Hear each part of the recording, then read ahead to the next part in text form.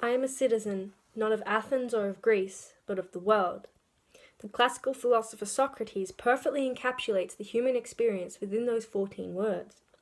Humans have an inherent desire to travel and explore, meaning that they do not feel as though any one place can be called their home. This fundamental experience is explored in a lot of popular culture through books such as Alain de Botton's 2002 book The Art of Travel and Lewis Carroll's 1865 novel Alice's Adventures in Wonderland. Upon examining these two depictions of travel, we as the audience will do well to ask ourselves one simple question: do I stay or do I go? Author Alain de Botton sought to travel the world in search for material for his book, as well as the meaning behind why we as humans choose to travel. He discovered time and time again that humans have an unquenchable desire for new and amazing things, outside the realm of everyday life, free from routine and the ordinary. We want things we haven't seen before. We want them so desperately that mundane objects become interesting simply by being located somewhere else. Botton expertly conveys this, stating, "Despite its simplicity, even mundanity, the sign delights me, a delight for which the adjective exotic, though unusual, seems apt." He finds an unexplainable pleasure from the plain yellow sign simply because it is located outside of his homeland. Botton later describes his homeland of Hammersmith, London, as having stubbornly refused to change since he was last home. Botton's position on travelling is conveyed through the text as being rehashes of the same basic things in any given place, made differently simply because they were not found in your own bedroom. Every place he travels to, he finds housing, food, nature, and a sense of curiosity.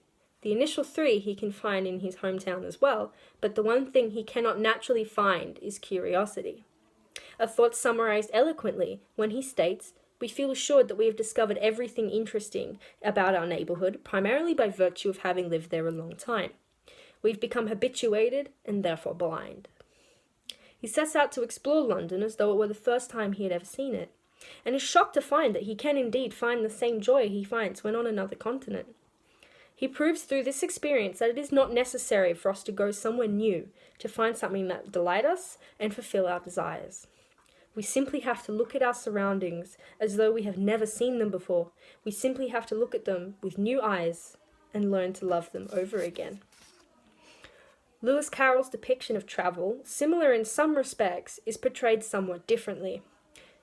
Imagine that you are a young child. Your days are filled with lessons, and you aren't allowed to do as you please. Forced to sit, remain quiet, your joy simply coming from your own imagination. What would your one wish be? Likely, it would be to escape from such a boring life. This is exactly the desire of his main character, Alice Little. Alice is sick of her life and wants to be somewhere else.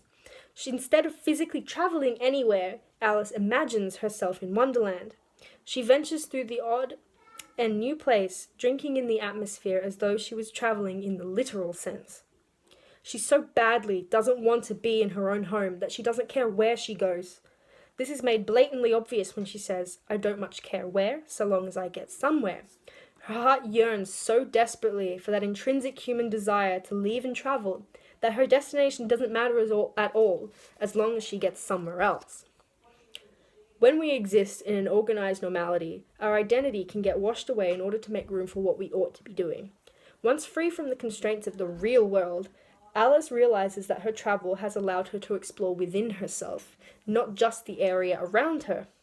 When asked who she is, she says, "I know who I was when I woke up this morning, but I think I must have been changed several times since then."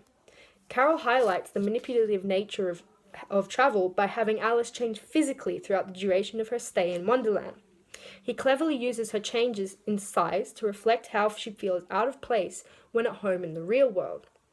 Alice quickly becomes the right size, demonstrating how she seems to fit in better in Wonderland, a place of her own imagination. The construction of the character Alice Little perfectly portrays the inherent human need to travel, the desire being present from childhood.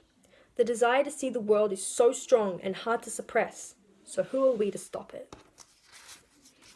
All humans have a desire to see the world. This is a perfectly natural urge to have.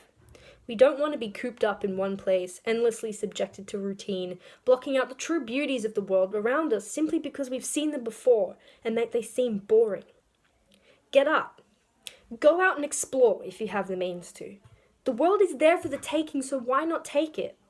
We don't have to simply be citizens of our hometown, even our country. Each and every one of us can be citizens of the world. Thank you.